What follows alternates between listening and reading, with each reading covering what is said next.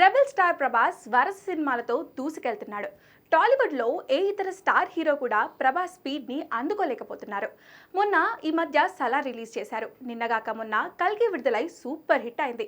అంతేకాదు ఇటీవలే ఏ hero cinema కూడా అనుకొని 50 రోజుల థియేట్రికల్ రన్ రెబెల్ స్టార్ సాధించాడు.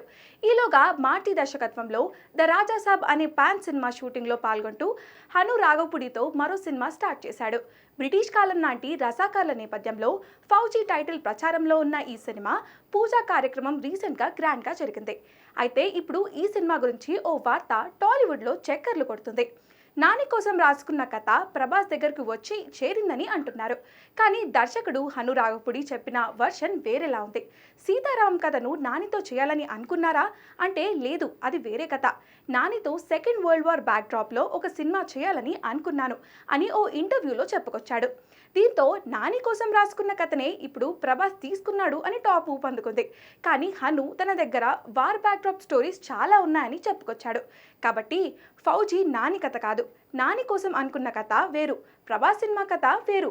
అంతేకాదు నాని కోసం అనుకున్న పాయింట్ రెబెల్ స్టార్కు వినిపించగా రిజెక్ట్ చేశాడని తెలుస్తోంది. సో ఆ కథకి ఈ కథకి అసలు సంబంధమే లేదన్నమాట. ప్రస్తుతం హను రాఘపుడి షూటింగ్ కోసం లొకేషన్ల రెక్కల్లో ఉన్నాడట. వచ్చే నెల నుండి ఫౌజీ షూట్ మొదలు కానున్నట్లు సమాచారం.